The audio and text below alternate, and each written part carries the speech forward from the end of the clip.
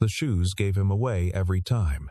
Ethan Cole walked through the glass lobby of Vantara Technologies at 7:43 inches the morning, 17 minutes late, and the worn-out soles of his black work shoes made a soft, embarrassing squeak against the polished marble floor. He kept his head down.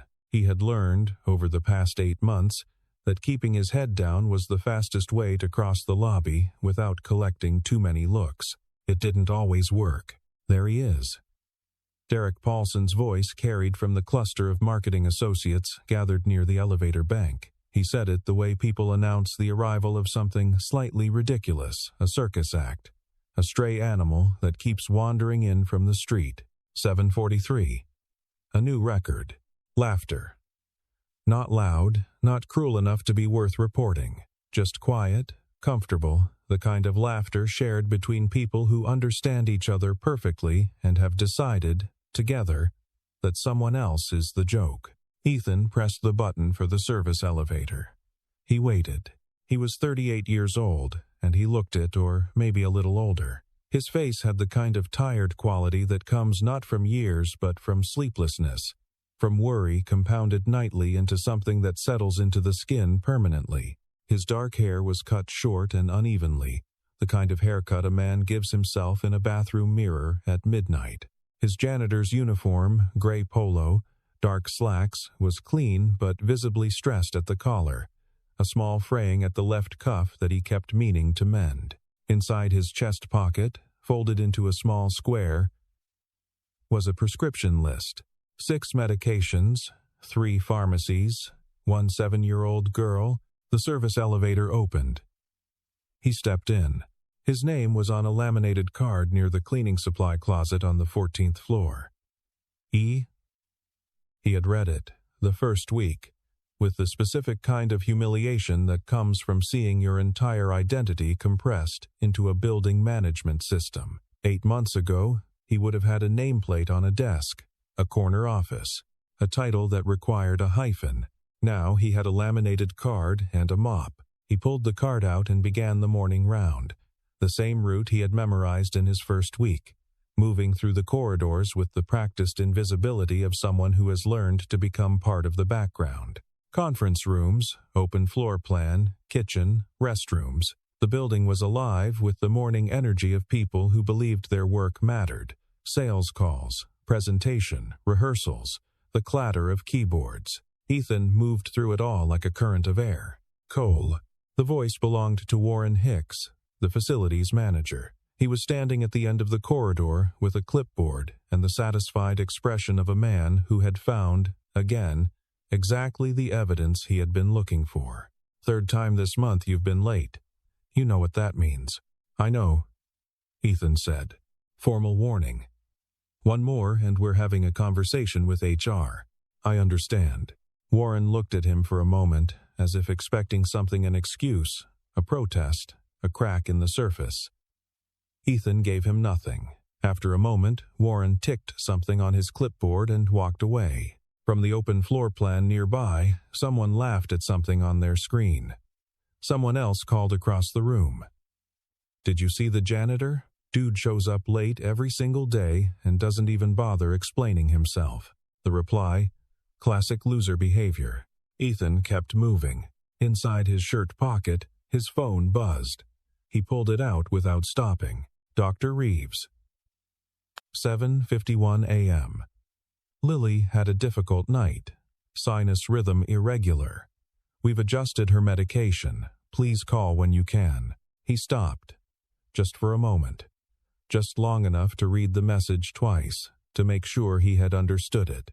To compress whatever rose in his chest back down into something manageable. Then he kept moving. He called Dr. Reeves from the supply closet. Door half closed, voice low. She's stable, the doctor said. The irregularity was brief. We caught it early. But Ethan, her condition is progressing. We need to talk about the next phase of treatment when you come in. What does the next phase mean? A pause. Let's talk in person. He stood in the supply closet for a long moment after the call ended. Around him, bottles of cleaning solution, rolls of paper towels, a mop leaning against the shelf. The smell of industrial lemon. Somewhere in this building, 47 floors of people were solving problems, closing deals, building things, and his daughter, 7 years old, with his same dark eyes and a laugh like a small bell, was in a hospital bed 4 miles away, her heart misfiring. He put his phone back in his pocket. He picked up the mop. He kept moving. The number 38 bus left downtown at 5:47 p.m. and arrived at Mercy General Hospital at 6:23, give or take. Ethan had learned to take the seat near the back door so he could be the first one off. He had learned to bring food in a paper bag because the hospital cafeteria closed at 6, and the vending machines on Lily's floor were unreliable. He always brought her something: a small juice box, a packet of animal crackers, something small enough to fit in his pocket, significant enough to matter. Lily's room was on the 4th floor, pediatric cardiology, 3rd door on the right. He had walked that corridor so many times he could do it in the dark. He had done it in the dark, once during a power outage. He had not been afraid. She was awake when he arrived. Daddy. Her face changed when she saw him, the specific illumination that only children can produce, the one that makes adults feel briefly invincible and deeply unworthy in the same moment. She was small in the hospital bed, smaller than she should have been for her age, her dark hair spread across the pillow. A small pulse oximeter on her finger, leads on her chest, hidden under her hospital gown. "Hey, bug." He sat down and pulled his chair close and took her hand the way he did every night. Her fingers were thin. Her grip was surprisingly strong. "Dr. Reeves said my heart was being weird last night. I heard. Is that bad?" He looked at her. 7 years old, and already she was asking the serious questions with that measured calm, that particular bravery she had developed in the years since her diagnosis. Lily Cole, who was afraid of thunderstorms and loud dogs but not, apparently, of her own failing heart. "It means we're paying close attention," he said. "That's what the machines are for." She considered this. "Okay." He opened the paper bag. Animal crackers. She took them with her free hand and began sorting them by species on the bed tray, a ritual she had invented during the first long hospitalization 2 years ago and maintained ever since. "Did anything interesting happen today?" she asked. He thought about Warren and his clipboard. He thought about Derek Paulson and his easy laughter. He thought about the supply closet and Dr. Reeves's voice on the phone, "Let's talk in person." "I mopped a very long hallway," he said. She laughed. Was it impressive? Record-breaking. She sorted her crackers. He held her hand. The machines beeped their steady, mechanical reassurance. Outside the window, the city was doing what cities do at dusk, losing its edges, going soft and lit. He had sold the house 14 months ago. It was a 3-bedroom in a quiet neighborhood, the house he and Claire had bought together the year before Lily was born. Claire had left when Lily was 2, not because she was cruel, or at least Ethan had trained himself not to think of it that way, but because she had looked at their life, the diagnosis, the prognosis, the weight of it, and found that she could not hold it. Some people couldn't. He had learned not to judge that. He had also learned not to forget it.